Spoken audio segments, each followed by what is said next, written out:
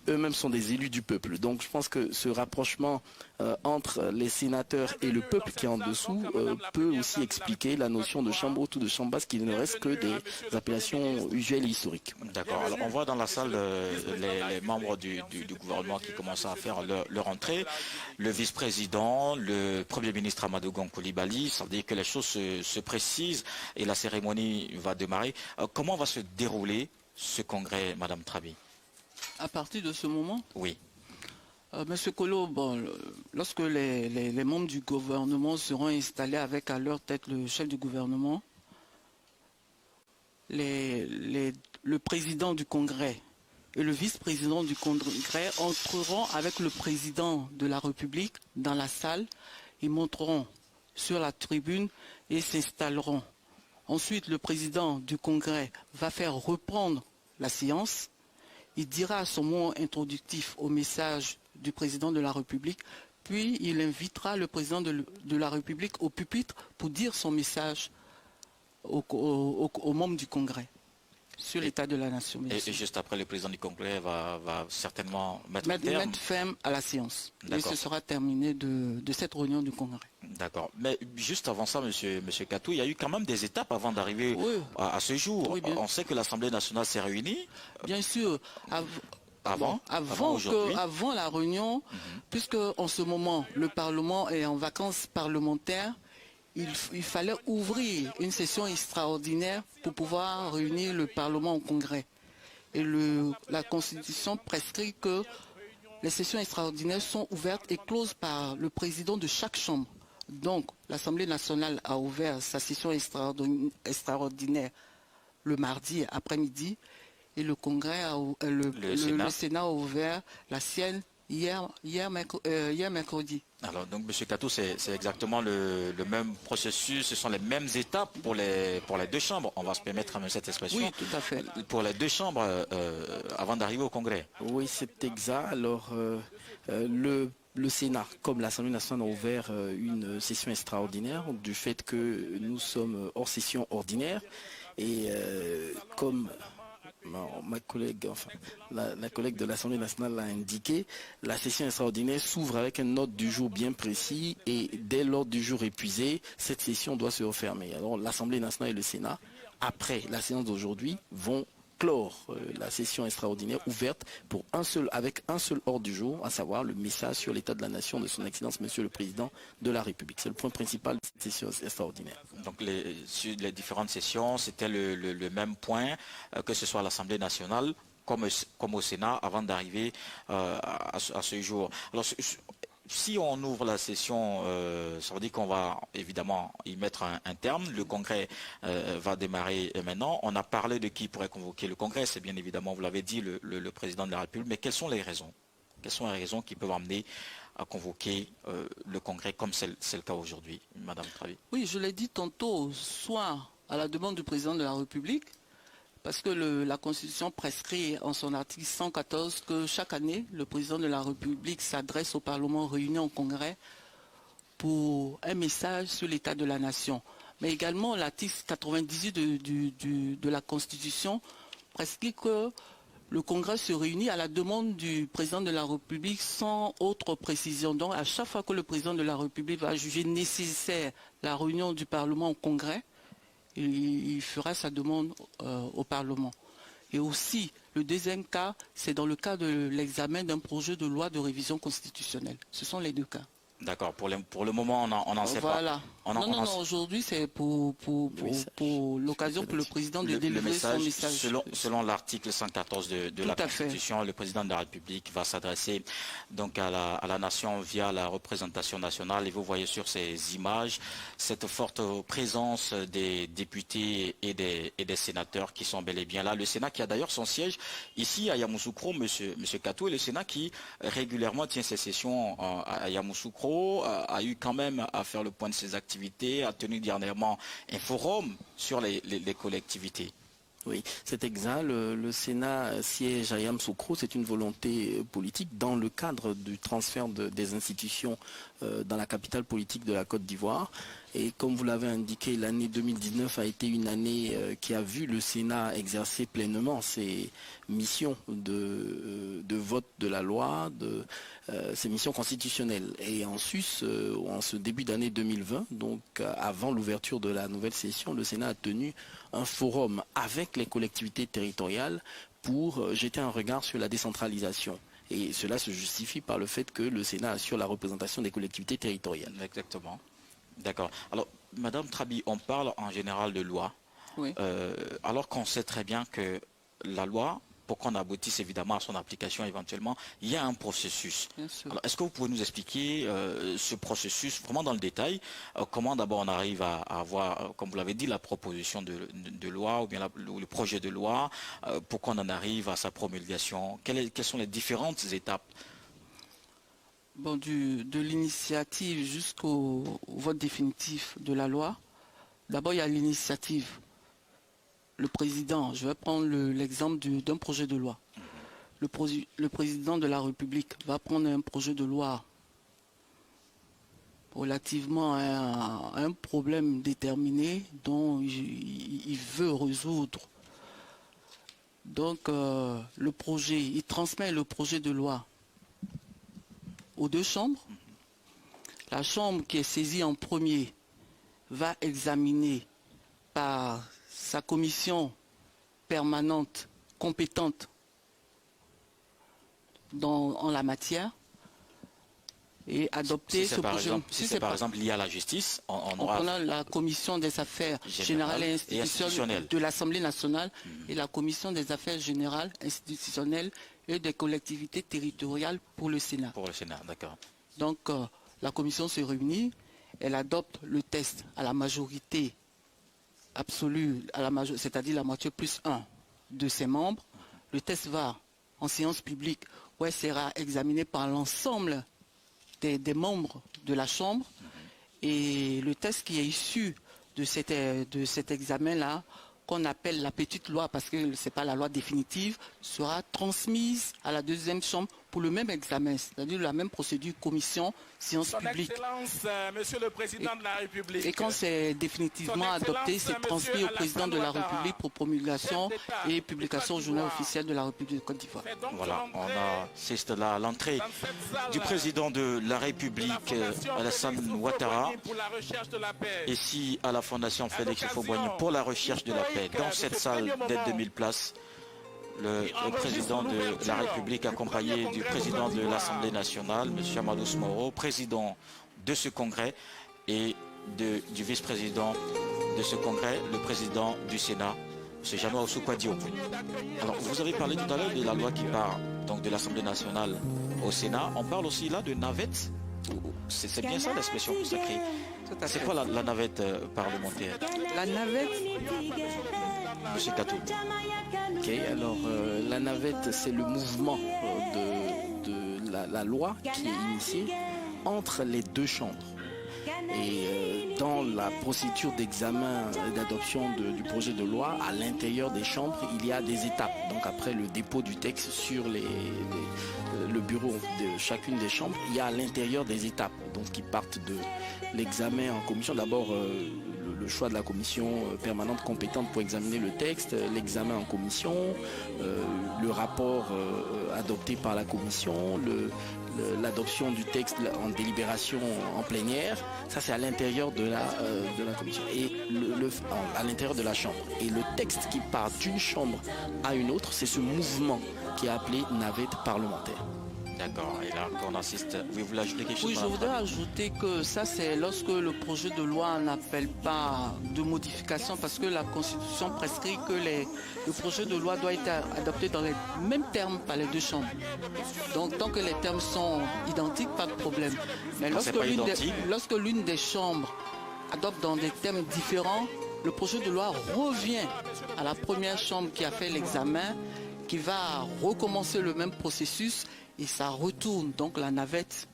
peut continuer autant de fois pas plus de deux fois. Pas plus de 2 fois, d'accord. C'est précis maintenant. Merci. Merci. Merci à vous, chers consultants. Je vois que dans la salle, les choses se précisent. Le président du Congrès va certainement prendre la parole. On va donc retourner dans la salle avec le président du Congrès, le président de l'Assemblée nationale, M. Amadou Soumaoro. On le rappelle, seul ordre du jour pour ce congrès. Alors qu'on a une ambiance particulière quand même dans la salle.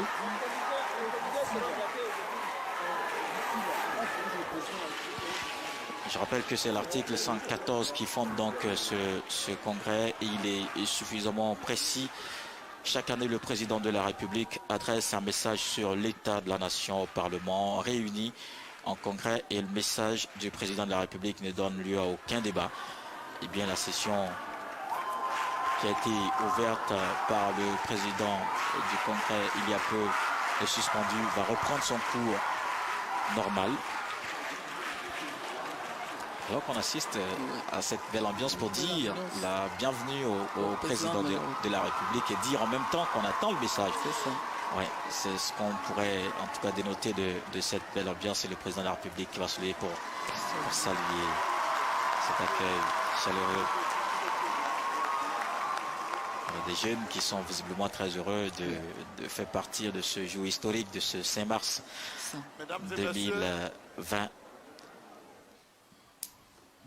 On va écouter le président du Congrès. La séance est reprise.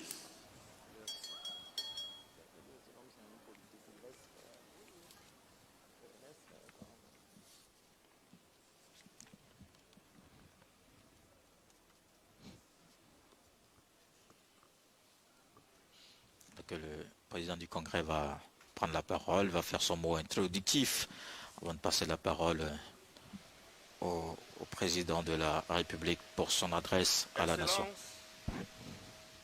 Monsieur le Président de la République de Côte d'Ivoire, Madame la Première Dame de la République de Côte d'Ivoire, Excellences, Monsieur le Vice-président de la République, Monsieur le Premier ministre, chef du gouvernement, ministre du budget et du portefeuille de l'État, Mesdames et Messieurs les présidents des institutions de la République, Mesdames et Messieurs les membres du gouvernement, Mesdames et Messieurs les membres du corps diplomatique, Mesdames et Messieurs les membres du corps préfectoral, Mesdames et Messieurs les parlementaires et chers collègues, Mesdames et Messieurs les élus, Mesdames et Messieurs les directeurs et chefs de service, Messieurs les officiers supérieurs, officiers subalternes, sous-officiers et militaires du rang,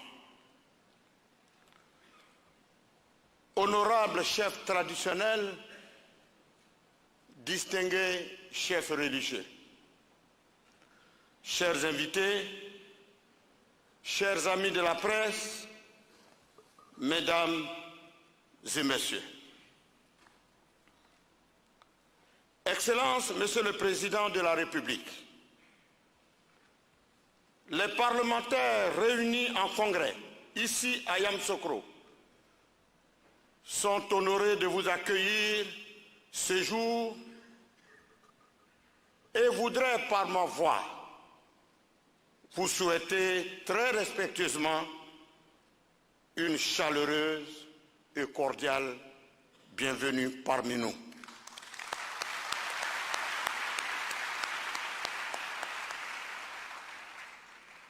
Excellences, Monsieur le Président de la République, les parlementaires que nous sommes sont très sensibles à la grande considération que vous nous accordez en venant personnellement nous délivrer votre message sur l'état de la nation. Nous voulons très fortement vous en remercier, Monsieur le Président. Monsieur le Président de la République, la séquence républicaine que votre clairvoyance nous donne de vivre en ce jour historique a ceci de particulier, qu'elle s'inscrit dans la grandeur de votre vision pour notre pays que vous aimez tant et pour l'émergence duquel vous ne ménagez aucun effort. Après avoir pensé, conçu et réalisé l'architecture du bicaméralisme ivoirien, voilà, Monsieur le Président de la République, que c'est à vous encore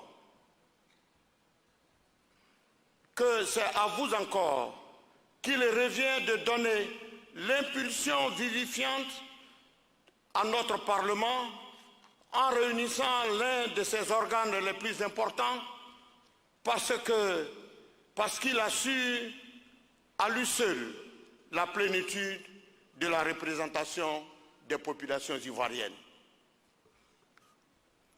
Le Congrès, en effet, instance qui réunit dans un même creuset l'ensemble de la représentation du peuple, est le réceptacle par excellence de toute la diversité et de toute la multiplicité des intérêts convergents de notre désir de vivre ensemble.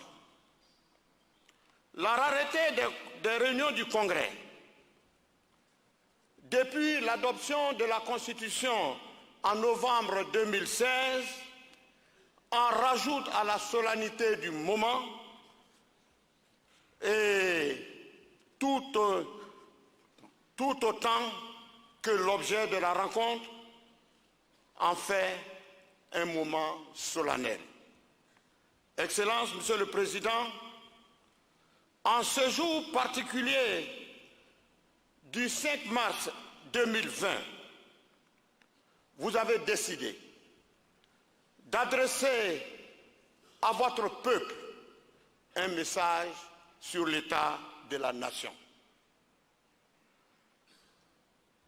Plus que l'occasion de faire un bilan ou encore de lancer les perspectives pour le devenir de notre pays, cette rencontre doit être, au sens des parlementaires, l'occasion d'une communion avec le peuple. Excellence, Monsieur le Président de la République, les députés et les sénateurs de Côte d'Ivoire réunis en congrès sont à votre écoute. Ils attendent de s'abreuver de la parole qui rassure et des propos qui édifient. Ils attendent de se nourrir des projets qui innovent et des réalisations qui élèvent. Ils espèrent que vous les inscrirez, eux et leur population qui le représentent, dans cette paix durable dont vous avez posé les jalons depuis votre accession à la magistrature suprême et que vos actions ne cessent de consolider par leur pertinence et leur bien-fondé. Excellence, Monsieur le Président de la République, s'est conforté, rassuré, assuré de ce que votre message devant les membres du Congrès ce matin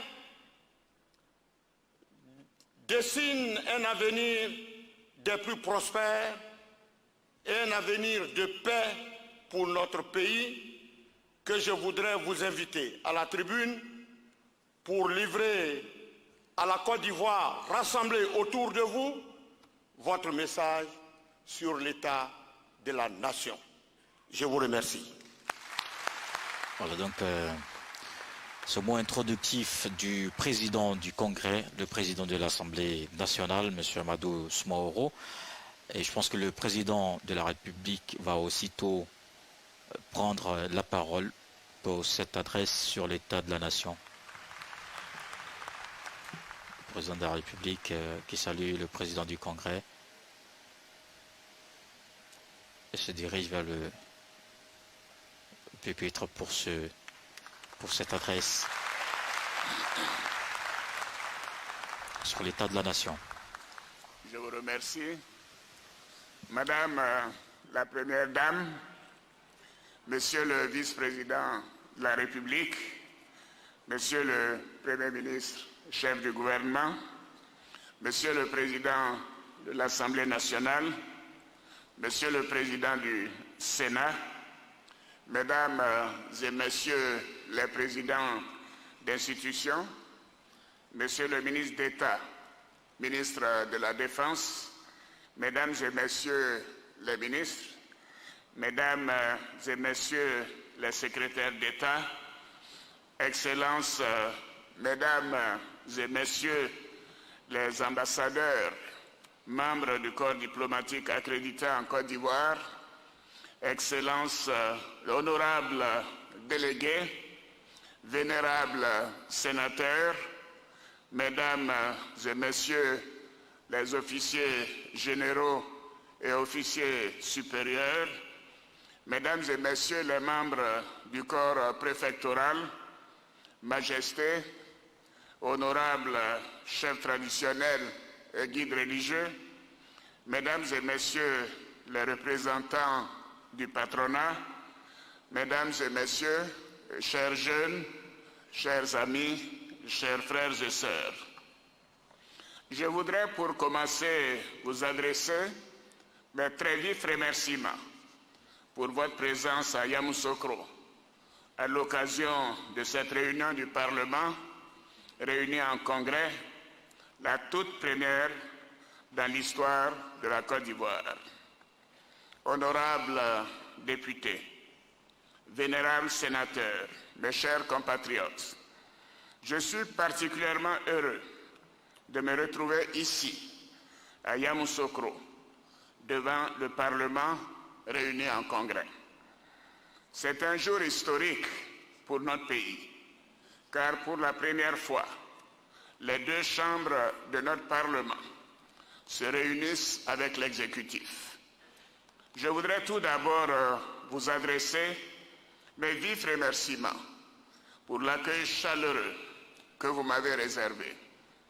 Je voudrais aussi vous dire ma grande fierté d'être devant vous, les élus et représentants du peuple souverain de Côte d'Ivoire, dans toute sa diversité, pour dresser l'état de la nation et vous parler de l'avenir de notre cher pays, la Côte d'Ivoire.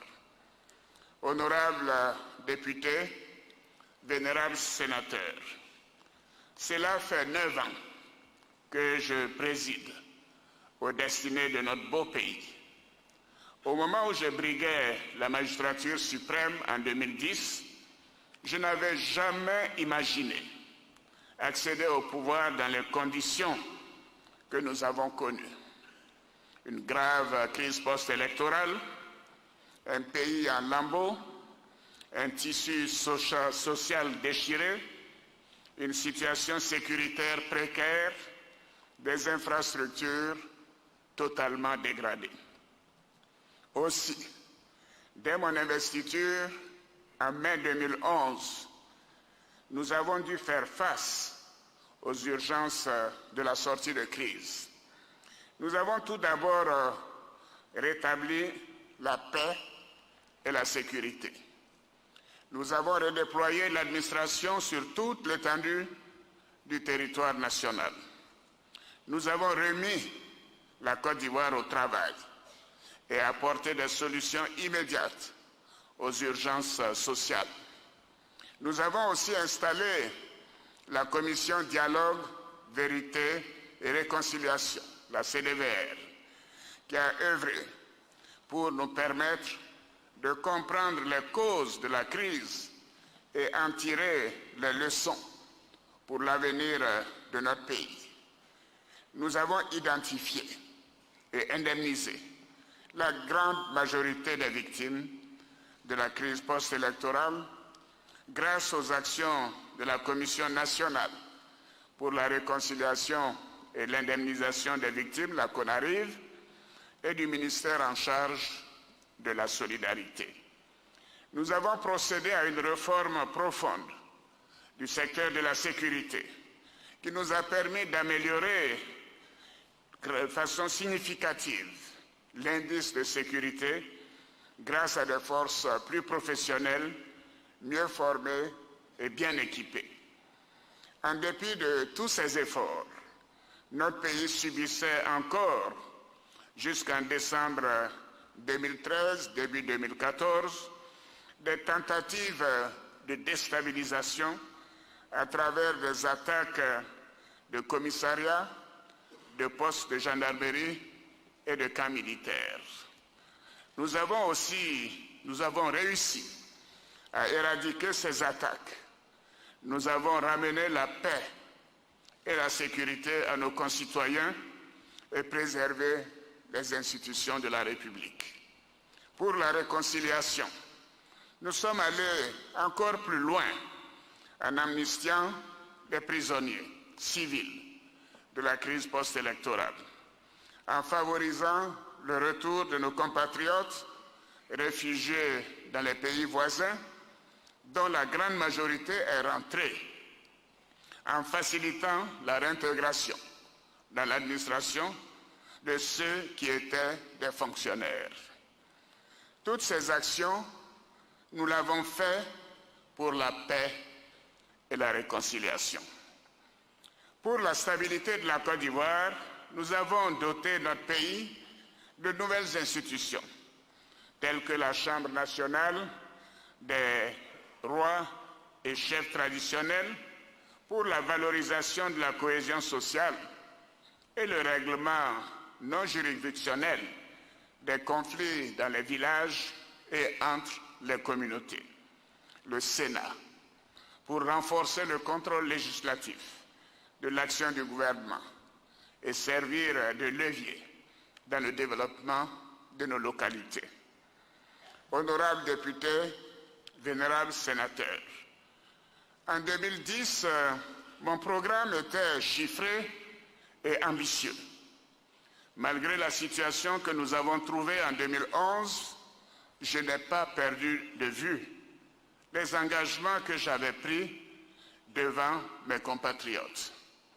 Ainsi, en 2010, j'avais pris l'engagement de renforcer l'accès à l'eau potable et à l'électricité. Aujourd'hui, grâce à nos efforts, près de 80% des populations ont accès à l'eau potable dans nos villes et dans nos villages, contre 55% en 2011. Pour l'électricité, tous les villages de plus de 500 habitants seront électrifiés d'ici la fin de cette année 2020.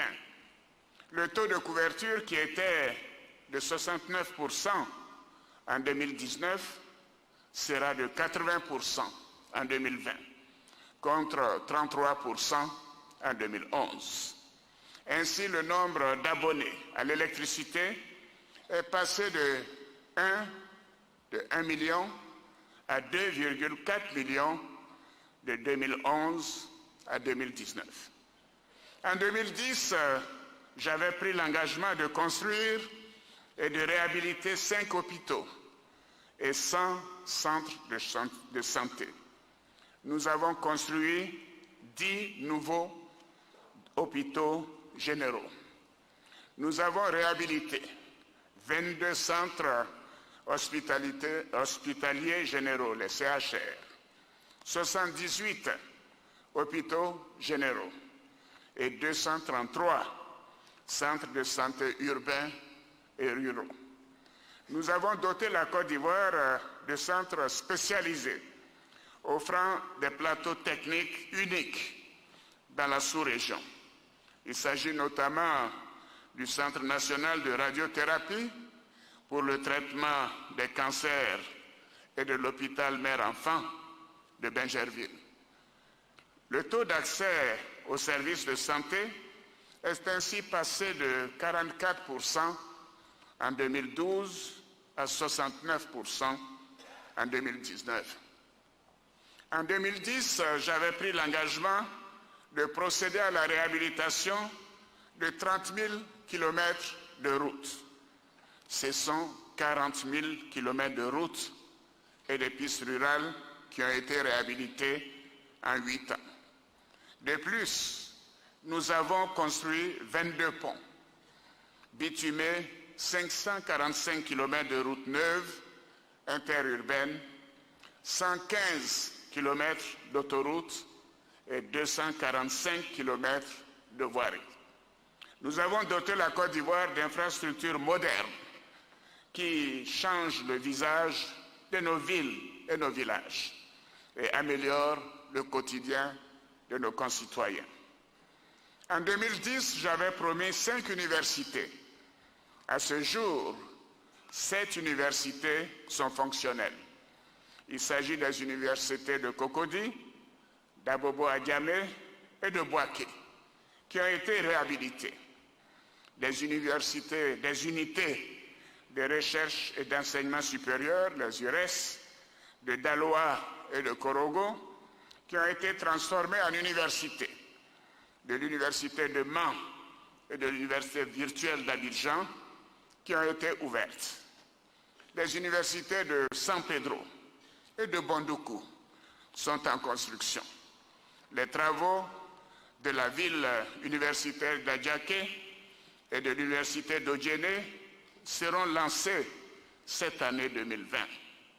Enfin, les procédures sont en cours pour la nouvelle université d'Abangourou. J'avais promis l'école gratuite et obligatoire jusqu'à l'âge de 15 ans. Par la loi du 17 septembre 2015, l'école est désormais obligatoire en Côte d'Ivoire pour les enfants de 6 à 16 ans. Ainsi, près de 2 millions de jeunes Ivoiriens seront préservés de l'analphabétisme et du travail des enfants.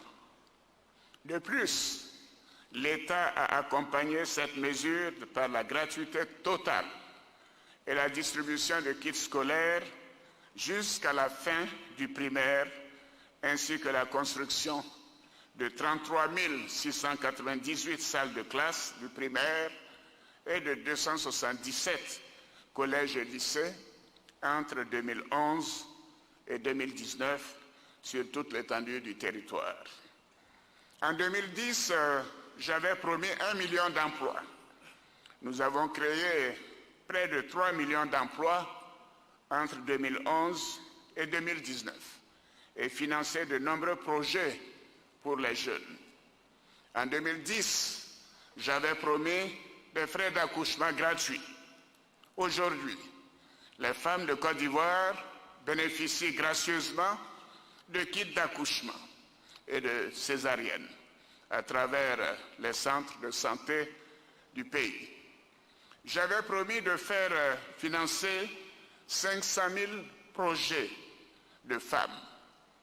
Grâce au Fonds d'appui aux femmes de Côte d'Ivoire, le FACI, ce sont 215 000 femmes qui ont bénéficié du financement de leurs projets et plus de 100 000 femmes ont reçu les financements des ministères compétents. J'avais promis la couverture maladie universelle, la CMU. Elle est opérationnelle depuis le 1er octobre 2019 et près de 3 millions de personnes ont été enrôlées. J'avais promis un revenu minimum garanti aux producteurs. Aujourd'hui, nos parents paysans bénéficient d'une meilleure rétribution pour leur labeur grâce à notre décision de leur garantir au moins 60% des prix de nos produits de base sur les marchés internationaux. Sur la période 2011-2019, les revenus distribués aux paysans s'élèvent à 21 177 milliards de francs CFA pour les cultures de rente et à 23 000 milliards de francs CFA pour les cultures vivrières. J'avais promis une hausse du pouvoir d'achat des Ivoiriens. Les salaires des fonctionnaires bloqués depuis 25 ans ont été débloqués et le SMIC a pratiquement doublé. J'avais promis d'œuvrer pour plus de justice sociale dans notre pays, afin que les plus défavorisés aient autant de chances de réussir que les autres. Aujourd'hui, le taux de pauvreté est passé de 51% en 2011 à environ 37% en 2018. Il sera d'environ 35% à fin 2020. Ainsi, près de 1,6 million d'Ivoiriens sont sortis de la pauvreté grâce aux dépenses pro-pauvres, au programme social du gouvernement et aux filets sociaux. Mes chers compatriotes, ce sont là une partie de nos résultats. Grâce aux efforts de nos concitoyens et à une bonne politique économique, la Côte d'Ivoire connaît aujourd'hui l'une des plus fortes croissances économiques en Afrique et dans le monde. Notre pays a retrouvé sa fierté et sa place dans le concert des nations.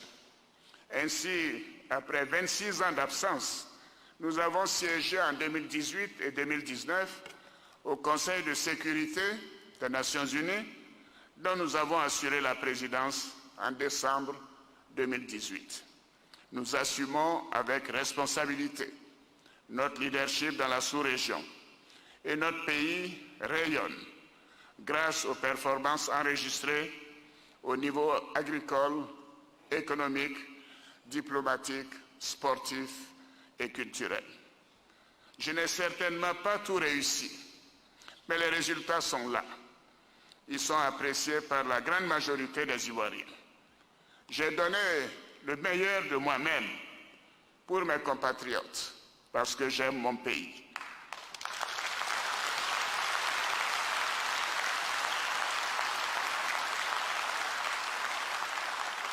J'ai donné le meilleur de moi-même parce que mes compatriotes m'ont fait confiance en 2010 et aussi en 2015 en me confiant les destinées de notre beau pays.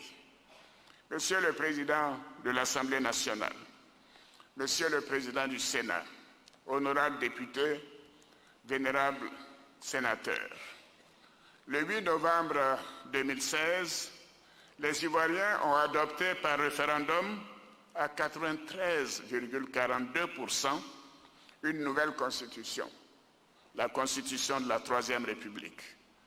Parce que la loi fondamentale ivoirienne a été dans un passé récent à l'origine des nombreuses crises qu'a connues notre pays, il s'agissait à travers cette nouvelle constitution plus moderne de tenir compte de l'évolution de notre société et de nos institutions et de nos traditions, en renforçant les institutions de la République, en respectant les engagements internationaux souscrits par l'État de Côte d'Ivoire, afin de consolider la paix et la stabilité politique dans notre pays. Ainsi, cette Constitution affirme notre attachement à la légalité constitutionnelle et aux institutions démocratiques, ainsi qu'à la promotion de la bonne gouvernance. Elle préserve et renforce l'état de droit, les droits et libertés et les devoirs, en proclamant notamment le droit de toute personne à un libre et égal accès à la justice, en rendant l'école obligatoire ou encore en interdisant le travail des enfants. Elle garantit le droit d'opposition démocratique, protège les personnes en situation de handicap, promeut les droits politiques de la femme et institue la parité entre les hommes et les femmes, la protection de la jeunesse contre toutes les formes d'exploitation et d'abandon, ainsi que l'aide à l'insertion des jeunes dans la vie active sont également réaffirmées. Au plan institutionnel, la création d'un poste de vice-président de la République et l'instauration du Sénat contribuent respectivement au renforcement de l'efficacité du pouvoir exécutif et du pouvoir législatif. Avec l'institution de la Chambre des rois et chefs traditionnels et l'élargissement du champ de compétences du Conseil économique et social, devenu Conseil économique, social, environnemental et culturel, la gouvernance dans notre pays prend désormais en compte nos us et coutumes et s'étend aux questions environnementales et culturelles. 3 années après l'adoption de la Constitution de la Troisième République et la mise en place des institutions qu'elle a prévues, je viens vous soumettre aujourd'hui, conformément à l'article 177 de la Constitution, la réforme constitutionnelle que j'ai annoncée depuis quelques mois.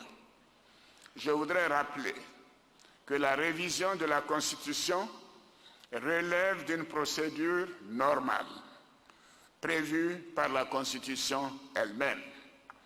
Il est vrai que la révision constitutionnelle suscite méfiance et suspicion, car l'histoire récente de notre pays et celle de bien d'autres ont montré qu'elles ont souvent servi de prétexte pour pérenniser un pouvoir ou pour exclure des adversaires politiques du jeu électoral.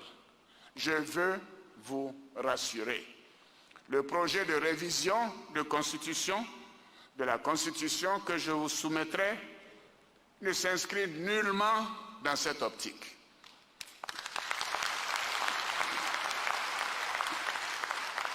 Cependant, il est apparu nécessaire d'initier quelques adaptations dans la Constitution de la Troisième République dans le souci d'améliorer cette Constitution et de pérenniser un modèle de fonctionnement de l'exécutif qui a démontré son succès et son efficacité.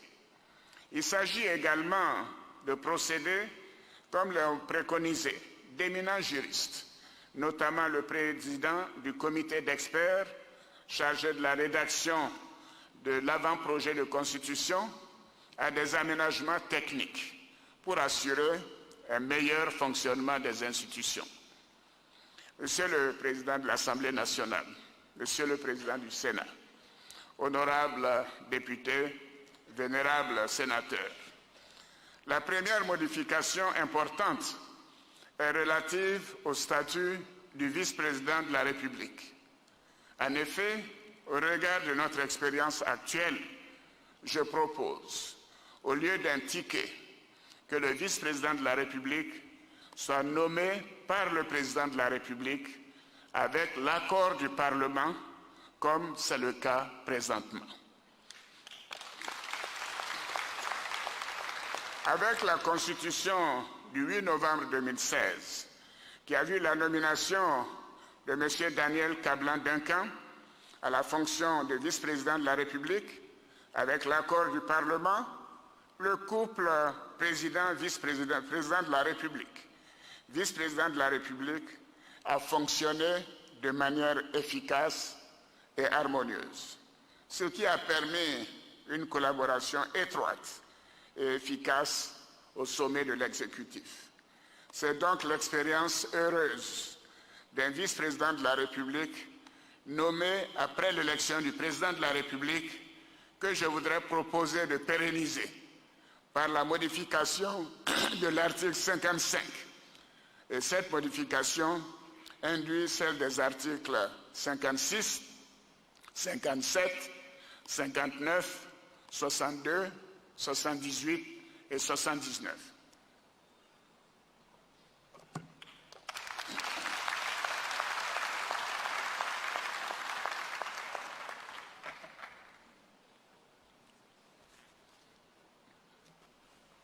La deuxième réforme importante concerne le pouvoir législatif, c'est-à-dire vous, messieurs les députés et les sénateurs, avec la modification de l'article 90.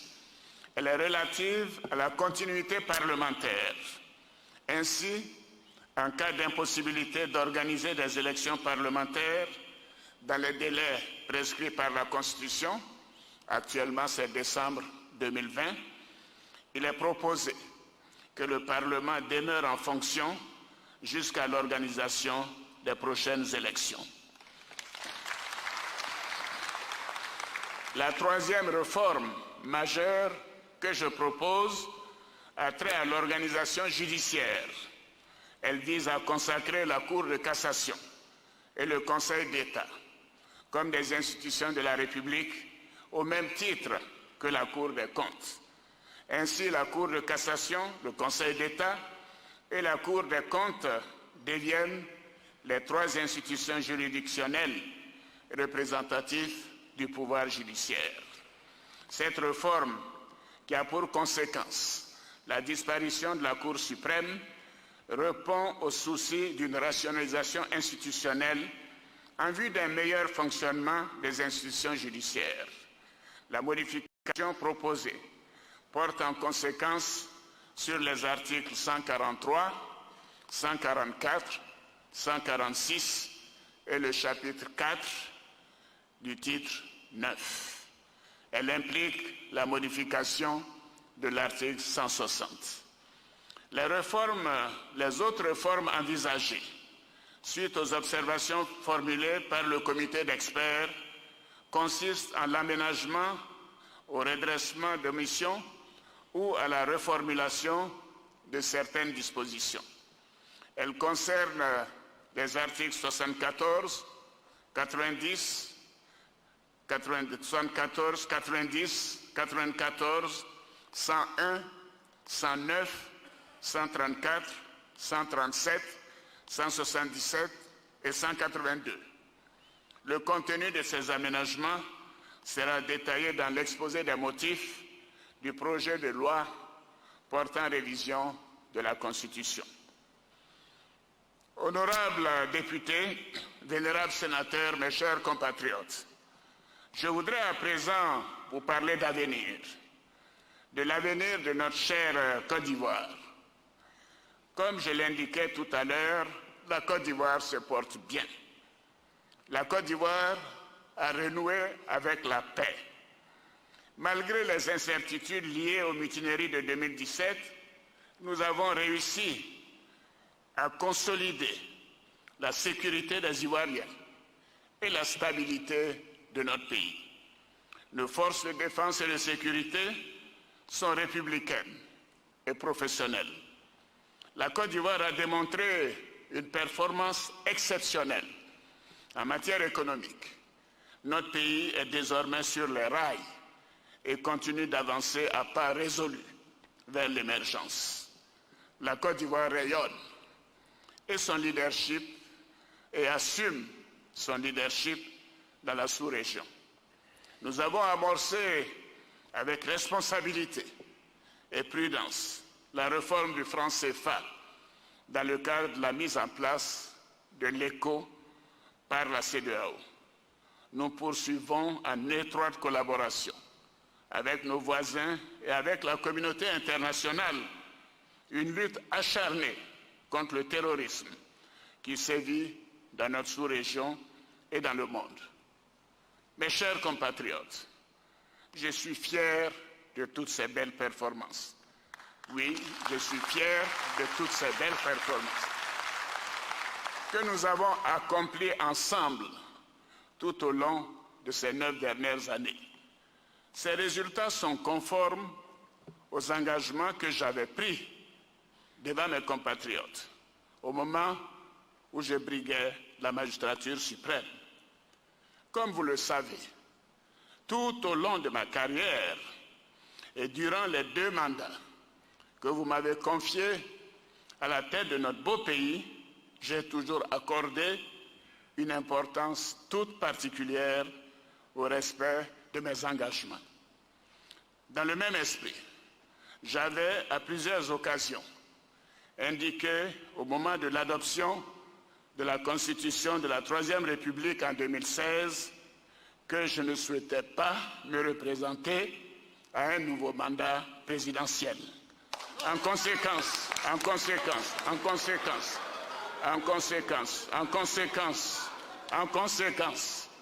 je voudrais vous annoncer solennellement que j'ai décidé de ne pas être candidat à l'élection présidentielle.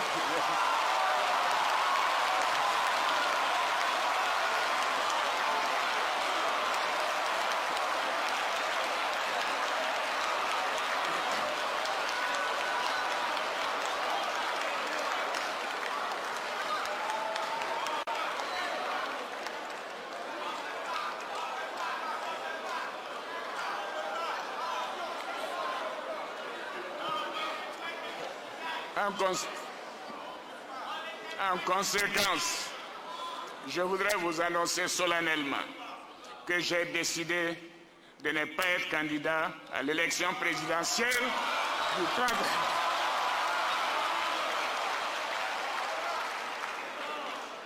À l'élection présidentielle du 31 octobre 2020 et de transférer le pouvoir à une jeune génération.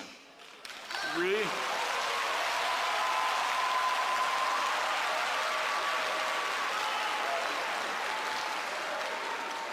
Cette décision est conforme à ce que j'ai toujours dit, à savoir qu'il faut laisser la place à une jeune génération. Oui. Une jeune génération en qui nous devons faire confiance. Des jeunes Ivoiriens, honnêtes, compétents et expérimentés, qui ont appris à nos côtés, comme nous l'avons fait, aux côtés du père de la nation, le président Félix Houphouët-Boigny. Par cet acte, je vais donner la possibilité à des Ivoiriens plus jeunes de poursuivre l'œuvre de modernisation de notre pays et de conduire la destinée de notre nation avec toute l'énergie nécessaire. Je veux aussi assurer les conditions d'une passation de pouvoir d'un président démocratiquement élu à un autre, pour la première fois dans l'histoire de notre pays.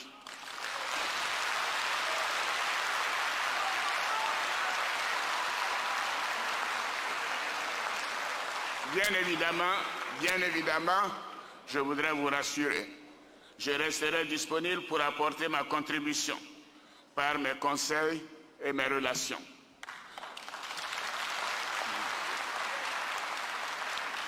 Monsieur le Président de l'Assemblée nationale, Monsieur le Président du Sénat, honorables députés, vénérables sénateurs, je voudrais pour terminer vous adresser mes chaleureuses félicitations pour votre importante contribution dans la bonne marche de notre pays.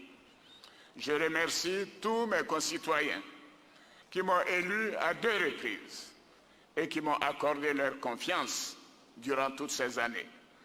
Cette mission a été exaltante et cela a été un honneur, une grande fierté pour moi de servir mon pays au plus haut niveau. À tous, je veux dire que notre beau pays, la Côte d'Ivoire, est appelé à un grand destin, celui d'être un modèle en Afrique et dans le monde. C'est une promesse forte de nos dévanciers. C'est un idéal que nous devons porter ensemble pour bâtir une nation forte, unie et prospère. Vive la République, vive la Côte d'Ivoire, que Dieu bénisse notre cher pays. Je vous remercie.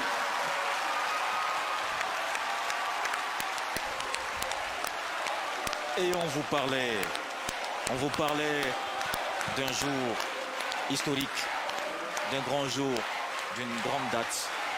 Et ce 5 mars 2020, c'est confirmé, est entré dans l'histoire de notre pays avec cette adresse du président de la République sur l'état de la nation. Le président de la République qui est resté conforme à ses engagements et qui a dit devant le Congrès, devant les députés, devant les sénateurs, qu'il ne souhaitait pas briguer un autre mandat.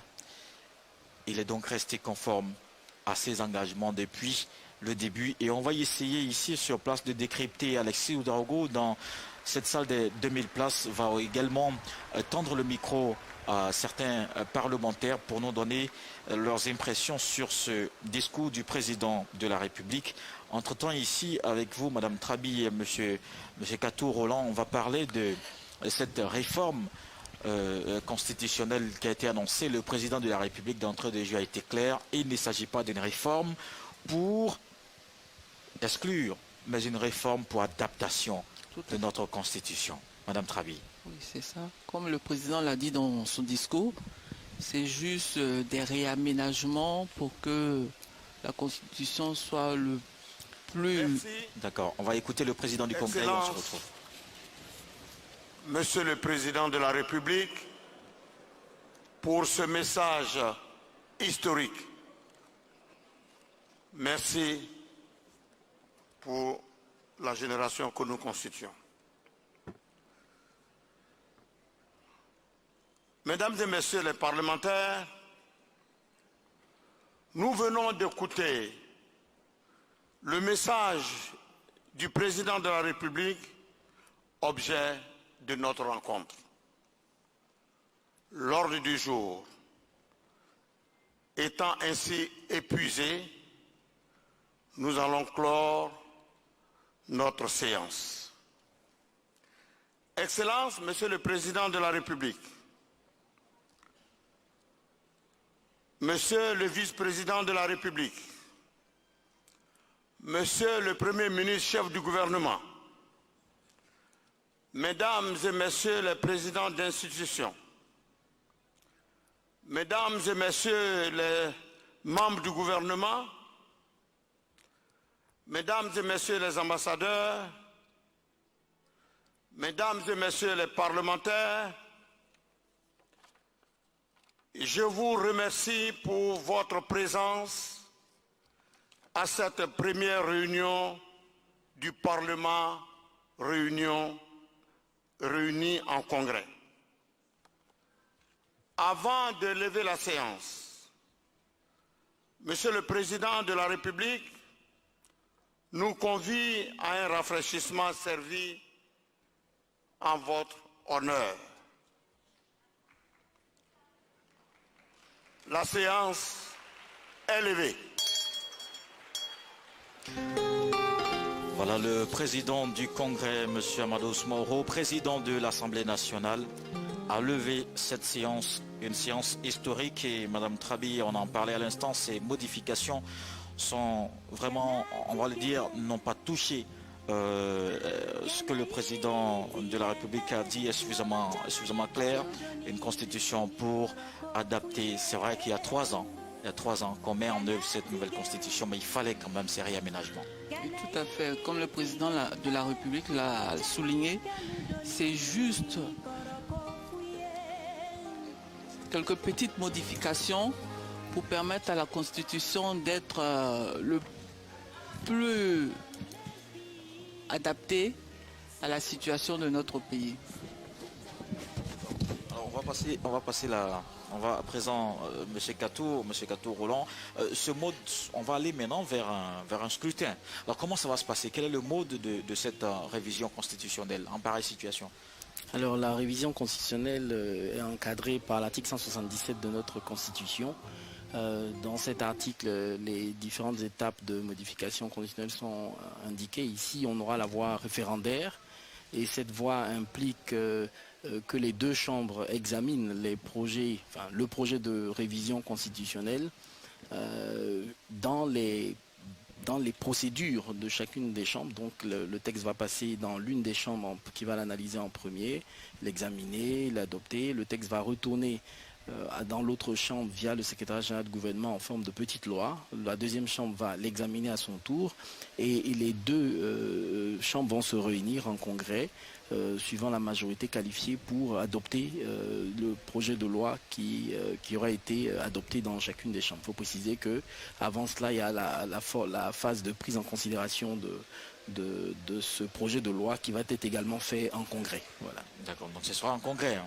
Tout à fait, juste ajouter, bon, M. Katou a fait un lapsus, il a parlé de voie référendaire, c'est la voie parlementaire. La voie parlementaire. Et juste ajouter que ce sera en session extraordinaire. Donc, puisque les chambres sont saisies sur un ordre du jour déterminé, donc on va clôturer cette session extraordinaire dans la foulée du discours du président. Alors on voit sur ces images beaucoup d'émotions. C'est ça. Beaucoup d'émotions de députés, de sénateurs qui saluent le président de la République au moment où il se retire de cette salle du Congrès.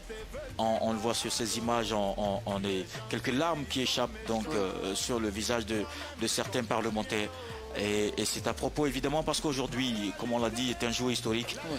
Et jusqu'au bout du processus, la Côte d'Ivoire connaîtra, comme le président de la République l'a dit, cette passation donc démocratique entre président démocratiquement élu et président démocratiquement élu aussi, oui, de part et d'autre. Donc 2010 à 2020. On va retourner pour voir justement cette belle ambiance et cette émotion évidemment dans la salle avec Alexis Ouedraogo.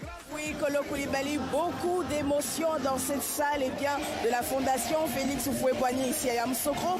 Madame Dao Gabala, une sortie inattendue. Oui, inattendue, une annonce des grands jours. Et je pense que devant le premier congrès du Parlement, ça a été une annonce qui ouvre le champ, non seulement de l'espérance, mais de la continuité dans le renouvellement de la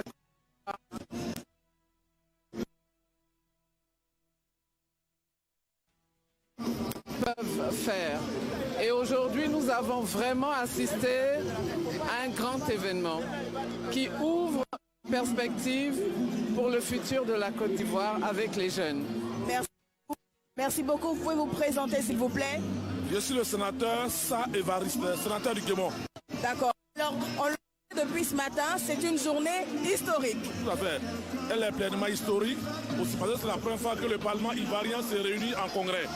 Et donc, pour ça, je voulais remercier le président de la République. Sa adhésion, elle est élégante. Moi, je le savais, parce que c'est quelqu'un, quand il le dit, il le fait.